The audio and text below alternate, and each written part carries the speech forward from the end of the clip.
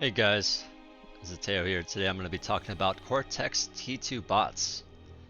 So to compare the cost of T2 bots to their T1 counterparts, T1 is roughly between 100 and 200 kind of metal. Grunts are significantly cheaper. They're in fact quite a bit cheaper than pawns as well. Pawns are closer to 50, whereas grunts are more three. Pawns are closer to 50, whereas grunts are 36. Just FYI. Uh, T2 units cost quite a bit more. Fiends cost 200. Sheldons cost 410. And then you have these bigger heavy duty units that are 500 for the Sumo, 2,200 for the Mammoth. There is a page 2 that has some more expensive stuff as well. But yeah, your bread and butter units are mainly on the first page. So let's get to it to do some comparing. So here we have our Fiend. It's a fast assault unit. It's pretty good at raiding, at destroying buildings.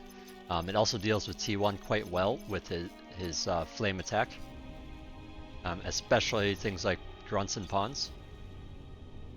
But it does do, like normally the attack would go through, but here it's not because it's, yeah. But it does some nice AoE damage. The unique thing about the Fiends, unlike the Welder's kind of their Armada counterpart, or actually you could say the counterpart is the fast raiding unit that they have, because it is a quite a fast unit. But yeah, they do 264 damage per shot, and again an AoE damage. The range isn't terribly long, but they are faster. They have 1,000 hit points, which is it's not like a ton, but it's not like that little either. The unique thing about them is if I hold space and shift, I can see the death explosion and self-destruction damage. If they just regularly died, they only do 56 damage within to show the radius is with X and space. I don't know if you can see this, but there's a tiny little radius around them. That's if they just flat out died. They do 56 damage within that radius. This flashing radius is the self-destruct radius. So it's a much larger radius, and it's much more damage. It's over 1,000 damage if they self-destruct. They take 2 seconds to self-destruct, but if you're able to time it just right, you can get it within some opposing bots, especially useful against T1 stuff. So I'm just going to make a couple of units here to show that off. Alright, so here's some thugs. Let's kind of put them in a line here. Actually, I want me to make the line even a little bit bigger, just to show this off. Okay, that was actually right on the edge, so I actually did that very poorly. I apologize for that. Let me get a little closer. So the AoE damage, I don't know if you guys know this yet, but it does decay the further away it is from the unit that's exploding. In this case, it's a 15% edge, so it doesn't really travel that far. I mean, the damage decreases quite quickly, is what I mean. But if I self-destruct closer, yeah, you see those two thugs were easily destroyed, and then just some other damage on the outskirts of that ring. But yeah, let's move on. Let's talk about the Spectre. So the Spectre is the Cortex counterpart to the Ghost for the Armada. It does the exact same thing. It's a cloaked, invisible unit. It does take energy to remain invisible, 100 energy when it's moving and 50 when it's stationary. It doesn't have a gigantic line of sight, but it can be very useful for seeing things.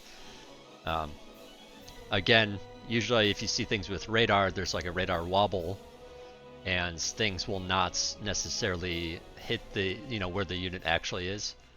Pinpointers help with that, but that's something I'll get into a bit later in a different video. But yeah, having actual line of sight is quite useful. Just like the Ghost, the Spectre has an EMP self-destruct attack. The death explosion, it's really nothing. It doesn't really do anything. But if it self-destructs, It self-destructs in 2 seconds, but it does an EMP blast. So you can do things like EMP units, um, to make it so they are basically stunned and can't attack, can't move. It's useful against anti-nuke type stuff. If you are trying to use nukes to destroy your opponents, you can use it on the anti-nuke to stun it. But it actually lasts a long time. So now that these guys are EMP'd, they can't move, they can't attack. And it lasts for about 20, 21, 22 seconds. And they just can't do anything for that whole time. So you can get units over here and destroy these units that are stunned. Once the timer's finished, the bar will slowly decrease. That's basically its susceptibility to another EMP blast. Not all EMPs will fill the bar for every unit's, every time. Sometimes you need, 2 EMPs or something. But yeah, for Cortex, this is one of the only ways you can do EMP is through having a Spectre. So let's move on. We got some radars and jammers, just like on Armada. They do the same exact stuff. Radars have a very nice long line of sight, but they are susceptible to being attacked, unlike the Spectres. Radars are especially useful if you have a backline of ranged units and you want to be able to see your opponents through the fog of war, or see it through the fog of a jammer, since the jammer denies radar vision within this orange circle here. But yeah, pretty standard otherwise. They are quite slow, and they are quite cheap. Less than $100 for each of these, or for per one of each of these. But yeah, let's just get rid of some units to clean this area up a bit. And let's move on to sumos and mammoths. So these two units are very similar to one another. The mammoth is way more expensive, way slower, and it does a lot. Well, it does some more damage, and it has a much longer range. The key thing about both these units is they have a lot of hit points. So the sumo has 5,400. That's basically similar to a heavy-duty tank, but it does move very, very slowly. So if you have a bunch of these as your front line, they can help protect your back line of whatever it is. Usually it's going to be Sheldons if you're doing bots.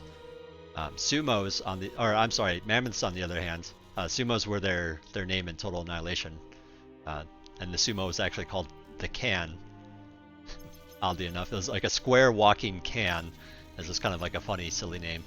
But anyways, the mammoth has way more range, attacks fairly quickly. Sumo attack, pretty much the same thing, just less range. The damage on the sumo, only 275. Mammoths, they have only 300, so you're not really helping yourself out with DPS by getting a mammoth. But the mammoth has 15,000 hit points. It is a very large chunk of hit points. More than basically any other T2. Except maybe the Tsar, which we'll cover in the next video. But they can take quite a few shots from T3 units, so they're a very good backline, or front line against a lot of things. They just take forever to get there, so just be mindful of that.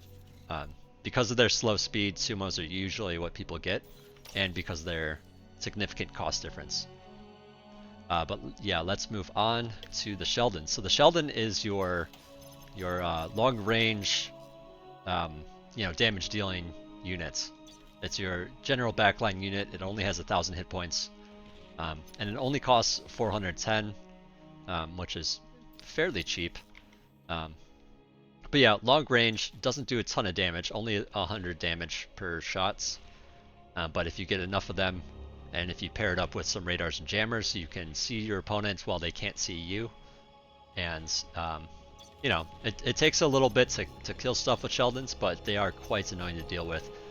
They are a bit more mobile than other artillery pieces. But yeah, and they do like fire a direct shot, so it's enemy units like it's harder to avoid this compared to like an arbiter shot, which we'll talk about next. So arbiters are like your negotiators or ambassadors from vehicles. They have this long-range anti-static attack, basically. It's high angle or high arc or whatever you want to call it. Um, and it comes down very slowly, so not ideal against, um, fast-moving units. But they can, hurt mammoths and things like that from a distance. They do 800 damage per shot, and basically, yeah. Look how much hit points this mammoth has, though. It's like crazy. Um, if I compare it to the sumo here, which again the sumo has a lot as well. Are you gonna fire? Please fire. There we go. What if I move my sumo there? I think that's where it's gonna hit. Yeah, it's still not a lot of damage, but like, a lot more than the mammoth. But yeah, anyways, large amounts of damage from the Arbiter, good against static defenses or structures. And then obviously an army can just move away from it too. If you have a lot of Arbiters, it can deal damage to an enemy force. You're going to want to use manual fire and not use fire at will if you're going to do that, because they can shoot friendly units as well. But if you have a bunch of these, you can basically like shell a location.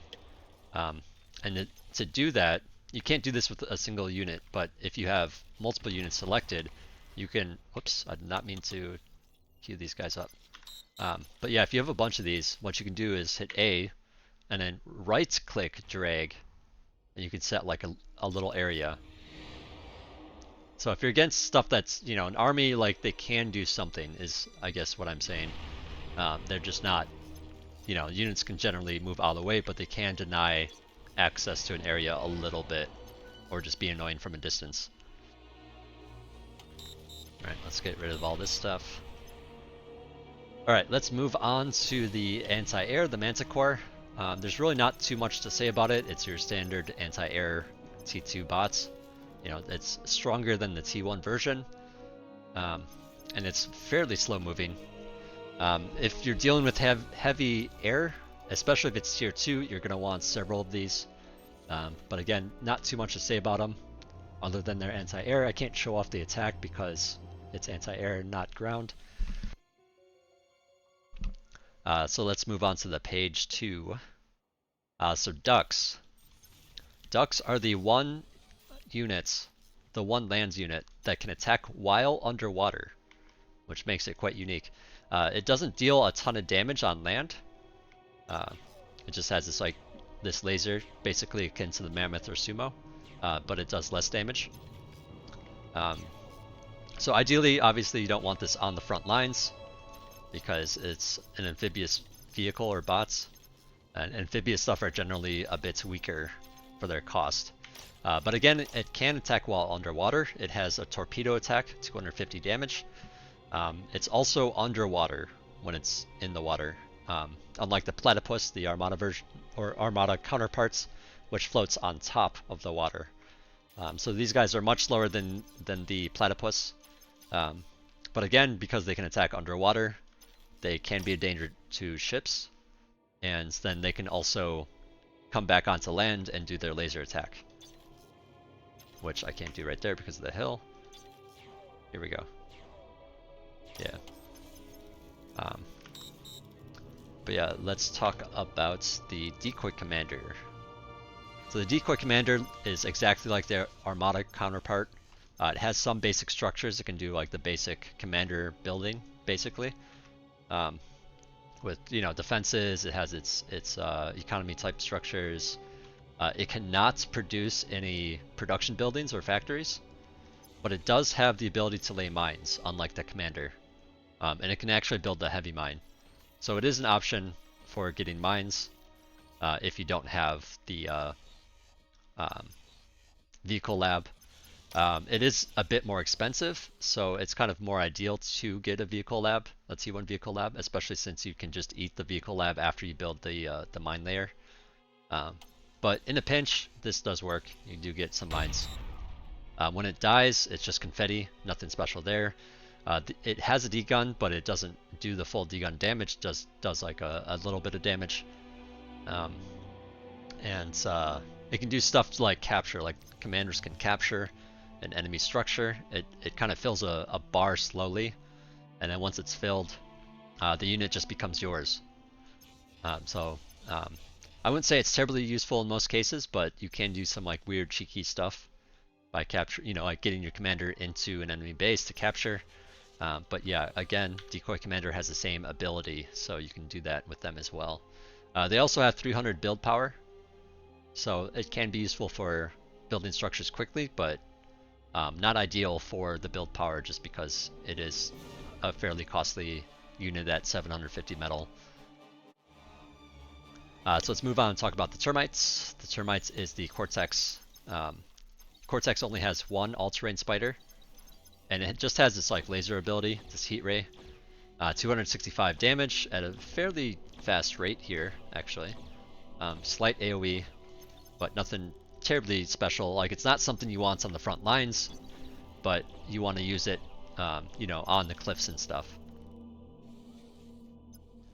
So let's move on and talk about the Commando. So the Commando is one of my favorite units. Actually, we should talk about the Twitcher too later on. But the Commando has the Jammer. Its counterpart is the Gunslinger, but unlike the Gunslinger, it has this jamming radius, and it can also produce some structures. It has the build power of 200, which is quite a lot. You don't want to build it for the build power, but rather you want to build it because it can do shenanigans. So because of the buildings it can build, it can place perimeter cameras, it can place jammers, it can place mines, medium mines that is, and then it can even place the Dragon's Maw, which is the flame turret, which I'll talk about in a different video. And then regular walls, air scouts, and transport.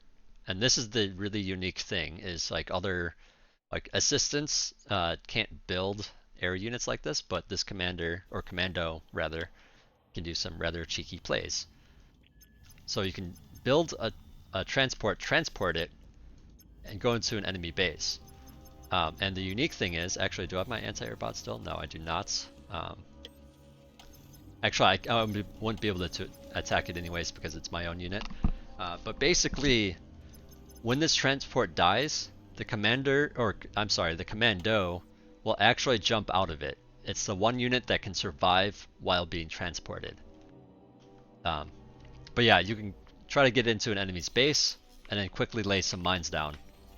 So if they have like this mechs, for example, just put a couple mines, boom, and it's gone. Same with structures. You can kill like factories pretty quickly like this. You can kill fusions and stuff pretty quickly if you lay enough mines. And it's jammed again, so it can't be seen on radar. You kind of just have to see it with your naked eye. And try to deal with it. T1 units are not great against commanders, or I keep saying commanders, commandos, because they do have an attack. Their attack doesn't do a lot of damage, it's only 100. And if you're going to put a commando in the enemy base, you are going to want to put it on return fire or hold fire. So it doesn't automatically attack stuff and alert them that the commando's in their base. But instead you want to just lay mines and blow stuff up as quickly as possible and run away from enemies that try to defend it. But sometimes like you can get to a corner that's far away enough, like say they're trying to defend it with a slow enough unit. You can get away either with your transport that you use to get them in. You can build a scout to kind of see what's going on. But yeah, just having another transport. Obviously things here are building instantly because I put on no cost. You just type in /cheat and then /no cost, and that makes things build instantly without a cost. But yeah, the commando actually builds rather quickly as well, so there's that. But yeah, you can do some damage in an enemy base, float to another one, do some more damage, go back to the first base, and just be annoying with it. Range units deal with it pretty well. It only has 1,500 hit points, so it doesn't really take that many shots to kill, but you got to catch it, you got to see it, and it's quite annoying to deal with if you're not used to dealing with it. So moving on, let's talk about the bombs. So we have the bedbug and the scuttle. So the bedbug is just like the tumbleweed. It doesn't have a lot of hit points or anything like that. If it detonates on its own, wait, why isn't it showing the other radius? What? Am I going crazy? It's supposed to show the self-destruct radius too. Oh no, I'm holding the wrong buttons. Okay, right. So, so the red radius here is the like if it dies radius. The blinking one is the self-destruct radius. And when it self-detonates, it does significantly more damage. So if it dies regularly with just being killed, it does 2,000 damage again within this red radius, which kind of tapers off a little bit with that 35% edge. Edge is just basically explains like how far the how much or what the drop off for the AoE damage is the further away you get from the unit that died. But yeah, self-destruct, a lot more AoE, a lot more damage at 3,350, and again, a bigger radius. And it explodes instantly. The Scuttle, which is unique to the Cortex, Armada only has the Tumbleweed in terms of bombs, but the Scuttle is far more expensive. The Bedbug only 70 metal, the Tumbleweed is something around there as well, but the Scuttle, which is on page 2, is 540 metal, so it's significantly more. But with the Scuttle, it has less hit points, but it can cloak. And when it's cloaked, it can only be seen on radar. It cannot be seen with the naked eye, unless something gets too close to it. So you can do some cheeky shenanigan type plays with the Scuttle. Unlike the other crawling bombs, or like the other bombs, it cannot be transported. I repeat, it cannot be transported by any transport. But the other nice thing about the Scuttle is it has a very large, very, very high damage self-destruct. So to look at the range here, the self-destruct and the regular destruction is similar in size. Again, the flashing one is the self-destruct. But if I hold shift here and space, the death explosion, it does as much damage as the Bedbug if it just dies flat out. Or I should say the Bedbug when it self-destructs does 3,350. For comparison, if the Bedbug just regularly dies, it does 2,000. But when it self-destructs, if you self-destruct a Scuttle, it does 8,300 damage, which is basically enough to kill a lot of stuff. So for comparison, this advanced fusion reactor has only 9,400 hit points, so it almost kills an advanced fusion on its own. It can definitely kill a T2 lab at 4,500. It can kill most tanks. It can kill the Sumo. Where's the Sumo? The Sumo in one shot if it self-destructs. Mammoth, another story because it just has so much hit points. But yeah, if I were to self-destruct this by the Sumo, it should kill it in one hit, as well as other stuff nearby because it's such a large radius. Very useful, but again, more expensive. Considering, or I should say, it's for a bomb, it's rather expensive. But again, just huge amounts of damage. But yeah, I think that covers it for all the units here. Oh, I want to talk about the Twitcher really quick. So the Twitcher is like the Armada console for vehicles. It is a combat engineer. The Armada has a assistant bot as well, called the Butler. It can build very, very few basic structures, but the Twitcher and the console are combat engineers. They can build some basic structures. They can build construction turrets. They can even build a bot lab and a construction bot. And also, like the console, it can produce some units. In this case, the commando, like the console could produce the gunslinger. The Twitcher can produce the commando, and it can also produce some other various units and defensive structures. In this case, the Twin Guard, the Persecutor, which is the T2 plasma artillery, the Birdshot, which is T2 anti-air, the SAM, which is T1 anti-air, Thrasher, which is T1 anti-air, the Duck, which is that amphibious bot that can attack while underwater, and the Grunt. So not like a crazy selection here in terms of units, but the Fiend is a nice thing to be able to build. But yeah, you can like just queued up like this, so it builds it one at a time once the units get out of the way. You know, but once it's done with its production, it'll just kind of, you know, it's done. You can use repeat with it, so if you want to, you can do something like this. It's like, hey, build that one, then build that one, and then the next one again, and just it does it on repeat. So if you and also it can also be assisted. Obviously, I have the no cost thing on right now, so it's just kind of instantly producing these, but it can be assisted by any other builder. But yeah, I think that wraps it up for our you know, T2 Cortex bots. Thanks for watching, guys. If you have any questions about any of what I said, I know I went over it very quickly. You can either, you know, refer to the Academy chats, ask them in the comments, or talk to me directly. Thanks for watching, guys.